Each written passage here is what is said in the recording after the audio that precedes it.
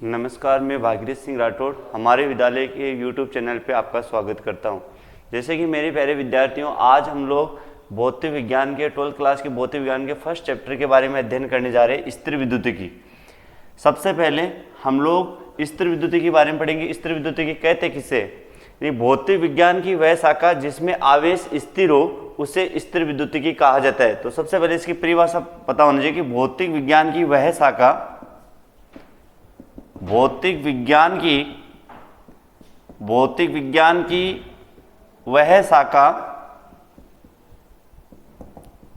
जिसमें आवेश स्थिर हो, उसे स्थिर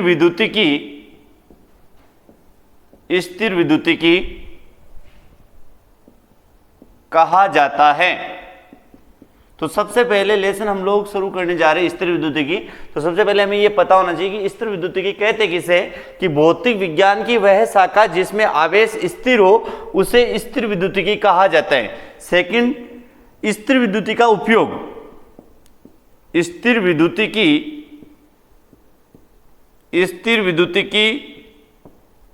का उपयोग।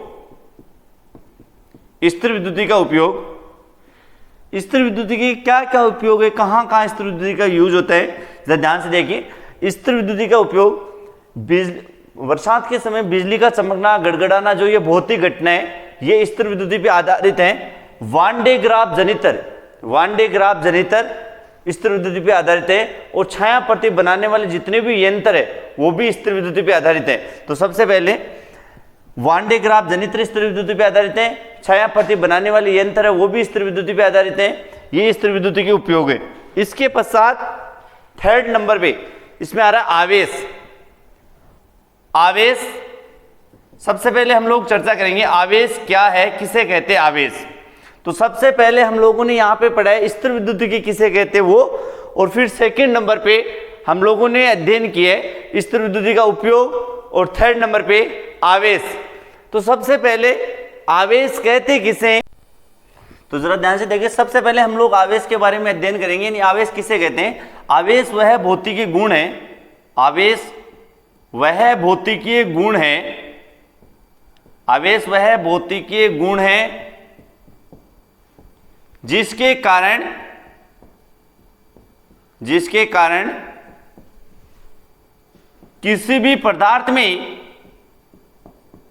जिसके कारण किसी भी पदार्थ में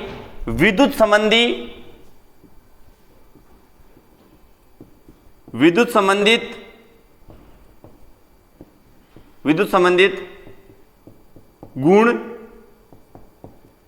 आ जाते हैं, आवेश कहलाता है। यानी आवेश वह भौतिकीय गुण है जिसके कारण किसी भी पदार्थ में विद्युत संबंधित गुण आ जाते हैं। अब जरा हम लोग इसके बारे में डिटेल से पढ़ेंगे कि किस प्रकार से गुण आ जाते हैं। तो इसमें सबसे पहले 1600 ईस्वी पूर्व यूनान का एक थेल्स नामक वैज्ञानिक था। उसने यह डिक्लेयर किया कि जब अंबर नामक पदार्थ को फर्श से रगड़ते हैं तो रगड़ने के तुरंत पश्चात अंबर नामक पदार्थ है वो छोटी वस्तुओं को अपनी ओर आकर्षित करने का उसमें गुण आ जाते हैं। इसके पश्चात आगे जाकर के ये भी डिक्लेयर हुआ कि दुनिया में न कि अंबर नामक पदार्थ ही है, बल्कि यदि एबोनाइट की छड़ को भी यदि हम लोग फर्श से रगड़ेंगे तो उसमें भी छोटी वस्तुओं को अपनी ओर आकर्षित करने का गुण आ जाते हैं। तो सबसे पहले हम लोग पढ़ने जा रहे हैं आवेश। तो आवेश की परिभाषा, ये आवेश वह भौतिकीय गुण है जिसके कारण किसी भी पदार्थ में विद्युत संबंधी प्रभाव उत्पन्न हो जाते हैं। और इसके पश्चात इसमें डिटेल से अध्ययन करेंगे कि 1600 ईस्वी पूर्व एक यूनान का थेल्स नामक वैज्ञानिक था और उसने ये डिक्लेयर किया कि जब अंबर नामक पदार्थ को यदि हम लोग फर्श से रगड़ेंगे तो रगड़ने के तुरंत पश्चात अंबर नामक पदार्थ में छोटी वस्तुओं को अपने और आकर्षित करने का गुण आ जाता है। और फिर आगे जाकर के ये डिक्लेयर हुआ कि न कि अंबर नामक पदार्थ ही है, बल्कि एबोनाइट की छड़ को भी यदि हम लोग फर्श से रगड़ते हैं तो एबोनाइट की छड़ में भी छोटी वस्तु को अपनी ओर आकर्षित करने के गुण आ जाते हैं। नेक्स्ट, इसके पश्चात आवेश के प्रकार। आवेश दो प्रकार का होते हैं। आवेश के प्रकार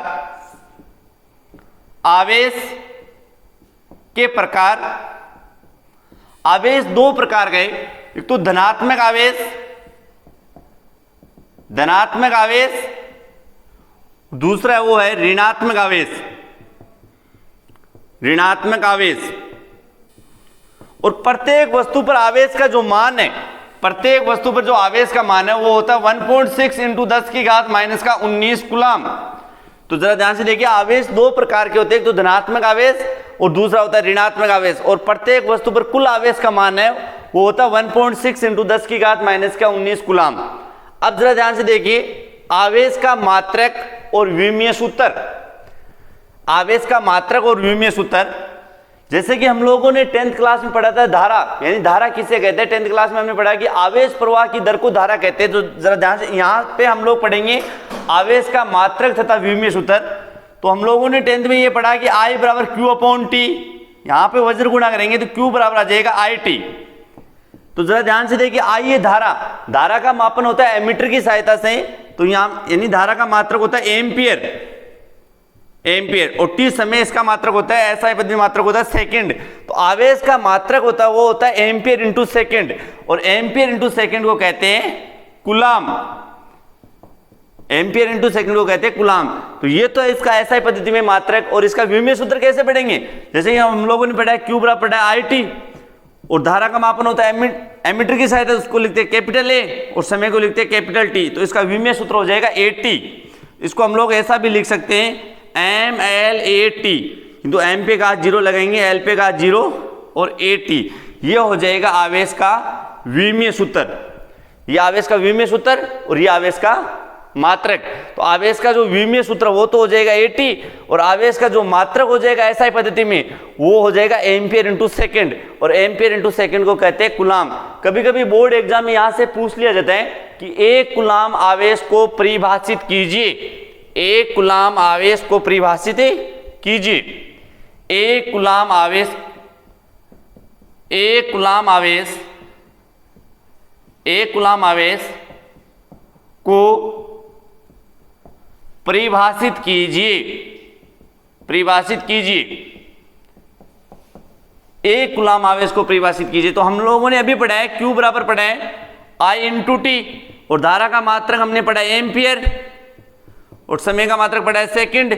और एक कूलम के लिए, एक कूलम के लिए हम लोग लिखेंगे 1 एम्पियर इंटू 1 सेकंड, यानी Q का मान 1 कूलम कब होगा, एक कूलम आवेश की परिभाषा के लिए हम लोग पढ़ेंगे 1 एम्पियर इंटू 1 सेकंड, यानी कि इसकी परिभाषा क्या बनेगी, यदि किसी चालक तार में 1 एम्पियर की धारा 1 सेकंड तक प्रवाहित होती है तो उस चालक तार में बहने वाला जो आवेश है उसका मान होगा 1 कूलम। यानी जरा ध्यान से देखिए, यहाँ पे बोर्ड एग्जाम में पूछा जाता है कि 1 कूलम आवेश की परिभाषा लिखिए, तो हम लोग कैसे लिखेंगे कि यदि किसी चालक तार में 1 एम्पियर की धारा 1 सेकंड तक प्रवाहित होती है तो उस चालक तार में जो बहने वाला, जो उस चालक तार पर कुल आवेश का मान है वो होगा 1 कूलम। इसके पश्चात आवेशों के गुणधर्म, तो सब इसके पश्चात हम लोग पढ़ेंगे आवेशों के गुणधर्म, आवेशों के गुणधर्म। इनमें सबसे पहले आवेशों की जो गुणधर्म, इसमें 1 नंबर पढ़ेंगे कि समान आवेश वाली वस्तुओं के मध्य सदैव प्रतिकर्षण बल लगते हैं और असमान आवेश वाली वस्तुओं के मध्य सदैव आकर्षण बल लगता है। तो एक फर्स्ट गुणधर्म यह है कि समान आवेश वाली वस्तुओं के मध्य प्रतिकर्षण और असमान आवेश वाली वस्तुओं के मध्य सदैव आकर्षण बल लगेगा। सेकंड है वो पढ़ेंगे कि आवेशों का योज्यात्मक गुणधर्म, आवेशों का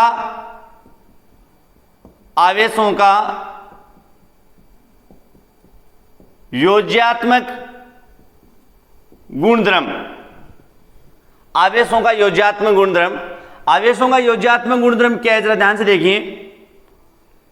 चित्रानुसार O वस्तु है, इसकी एक शाखा एक भाग पे आवेश QA है, दूसरे भाग पे आवेश QB है और तीसरे भाग पे आवेश QC है। तो आवेशों के योज्यात्मक गुणधर्म के अनुसार किसी भी वस्तु O पर कुल आवेश का मान है वो इस वस्तु के विभिन्न भागों में विद्यमान आवेशों के योग के तुल्य होगा। यानी वस्तु O पर कुल आवेश कितना होगा, कुल आवेश Q बराबर होगा QA plus QB plus QC, ये वस्तु O पर कुल आवेश का मान है। इसे आवेशों का योज्यात्मक गुणधर्म भी कहा जाता है। आवेशों के योज्यात्मक गुणधर्म के अनुसार किसी भी वस्तु पर कुल आवेश का मान उस वस्तु के विभिन्न भागों में विद्यमान आवेशों के योग के तुल्य होगा। थर्ड जो इसमें गुणधर्म पढ़ेंगे वो है आवेशों का क्वांटीकरण गुणधर्म, आवेशों का क्वांटीकरण गुणधर्म। आवेशों का क्वांटीकरण गुणधर्म। ये बोर्ड एग्जाम में पूछा जाता है, यहां पे न्यूमेरिकल भी आता है यहां से। तो आवेशों का क्वांटीकरण गुणधर्म क्या है? आवेशों के क्वांटीकरण गुणधर्म के अनुसार Q बराबर हम लोगों ने पढ़ा है Ne, यानी कि आवेशों के क्वांटीकरण गुणधर्म के अनुसार किसी भी वस्तु पर कुल आवेश का मान, किसी भी वस्तु पर कुल आवेश का मान उस वस्तु पर विद्यमान मूल आवेश के पूर्ण गुणज के तुल्य होते हैं। इसे आवेशों का क्वांटीकरण गुणधर्म कहा जाता है। यानी आवेशों के क्वांटीकरण गुणधर्म के अनुसार किसी भी वस्तु पर कुल आवेश का मान है वह सदैव उस वस्तु पर विद्यमान मूल आवेश, और इस मूल आवेश का सदैव मान होता है 1.6 × 10⁻⁻⁻⁰ कूलाम। तो कहने का अर्थ यह है कि आवेशों का क्वांटीकरण गुणधर्म कहेंगे किसे? आवेशों के क्वांटीकरण गुणधर्म के अनुसार किसी भी वस्तु पर कुल आवेश का मान है वह उस वस्तु पर विद्यमान मूल आवेश के पूर्ण गुणज के तुल्य होता है, यानी Q बराबर Ne।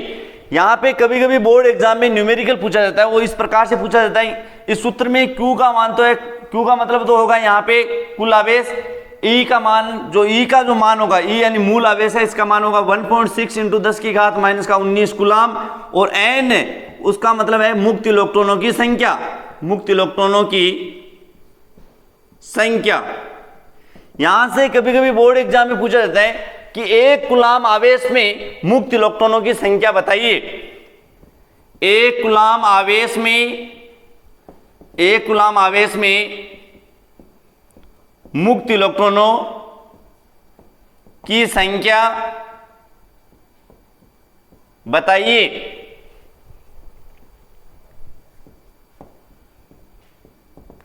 तो जरा ध्यान से देखिए, आवेशों के क्वांटीकरण गुणधर्म के अनुसार इस क्वेश्चन को हम लोग हल करेंगे।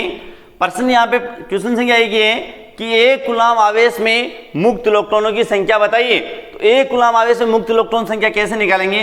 क्वांटीकरण गुणधर्म के अनुसार Q बराबर होता है Ne, जहां पर ये तो दिया गया प्रयुक्त सूत्र होगा Q बराबर Ne।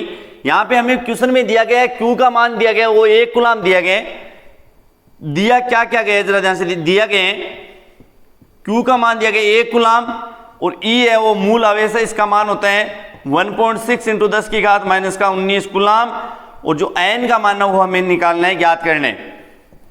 यहां से सूत्र से N का मान किस प्रकार से हम लोग ज्ञात करेंगे? N बराबर हम लोग लिखेंगे Q/E, और Q का मान है 1 और E का जो मान है वो होगा 1.6 × 10⁻⁻⁻⁰, और जब हम लोग इसके मान को हल करेंगे तो उसका मान आ जाएगा, N का मान जो आ जाएगा वो आ जाएगा 8.85 × 10⁻18 इलेक्ट्रॉन्स।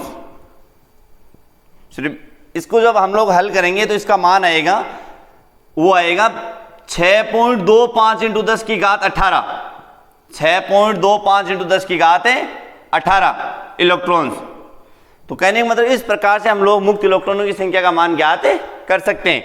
यहाँ पे जब 1/1.6 × 10⁻⁻�19 को जब हम लोग हल करेंगे तो उसका मान आएगा 6.25 × 10⁻18 इलेक्ट्रॉन्स।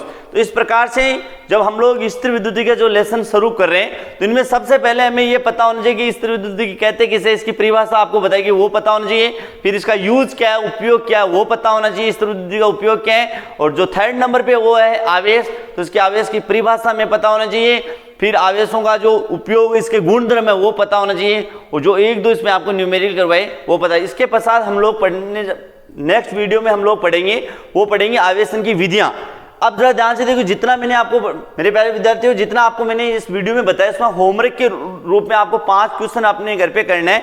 वो किस प्रकार से करना है? इनमें सबसे पहला क्वेश्चन ये है, यहाँ पे मैं लिखने जा रहा हूँ, ये 5 क्वेश्चन आपको अलग से कॉपी में आज की डेट लिखते हुए आपको होमवर्क के रूप में हल करना है। इनमें सबसे पहले ये है कि स्थिर विद्युतिकी का उपयोग लिखिए। स्थिर विद्युतिकी का उपयोग लिखिए।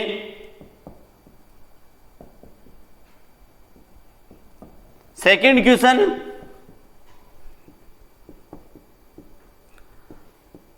आवेश का